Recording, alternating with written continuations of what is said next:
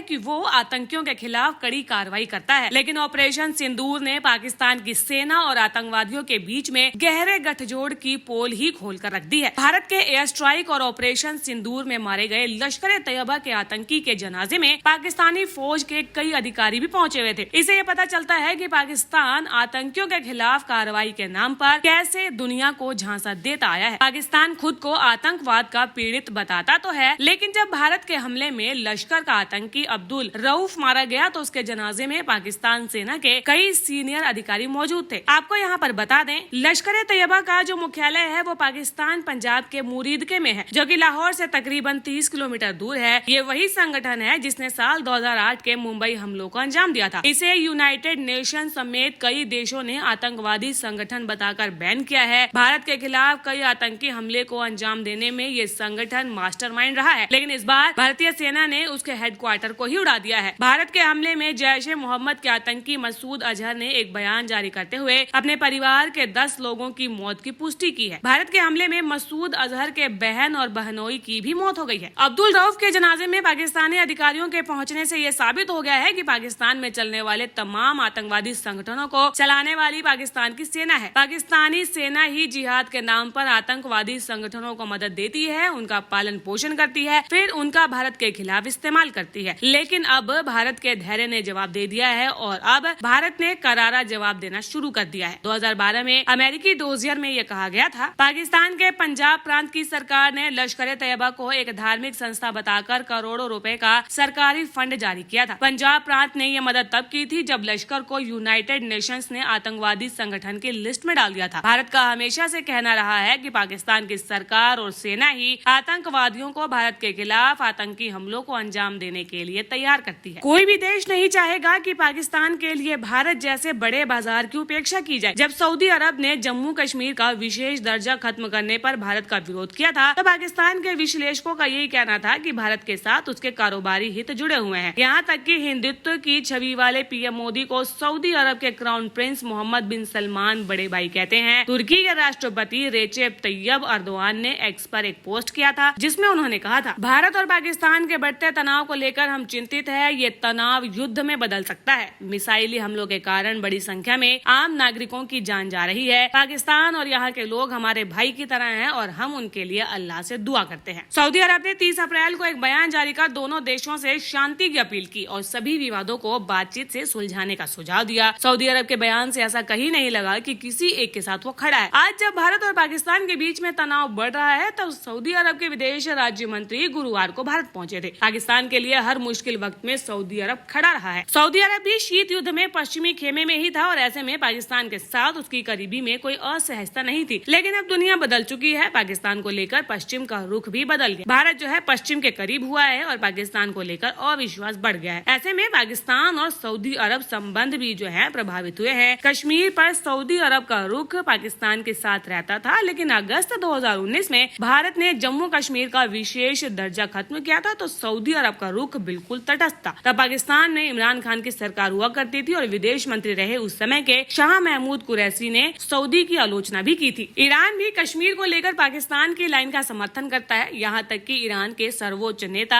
Ayatollah Ali Khamenei Bharat के मुसलमानों को लेकर भी मुखर रहे हैं। लेकिन पहलगाम हमले के बाद भारत और पाकिस्तान में बढ़े तनाव को कम करने के लिए ईरान जो है मीडिएटर बनने की कोशिश करता है। ईरान पहलगाम हमले के बाद भारत और पाकिस्तान में उपजे तनाव के बीच किसी भी देश का पक्ष लेने से बच रहा है। तो वहीं अगर अमेरिकी, फ्रांस और रूस के रुख की बात करें तो फ्रांस का कहना है कि आतंकवाद के खिलाफ लड़ाई में वो भारत के साथ है। चीन ने पाकिस्तान के भीतर भारत की सैन्य कार्रवाई को लेकर खेद जताया था, लेकिन आतंकवाद की भी निंदा की थी। रूस का कहना है कि आतंकवाद के खिलाफ लड़ाई में वो भारत के साथ है और अमेरिका ने भी खुलकर आतंकवाद की निंदा की है। दोनों देशों से वार्ता की अपील की है। दूसरी तरफ निक्की हेली जैसे नेता खुलकर भारत का समर्थन कर रहे हैं। ब्रिटेन के पूर्व प्रधानमंत्री ऋषि सुनक ने भी भारत की सैन्य कार्रवाई का समर्थन किया है।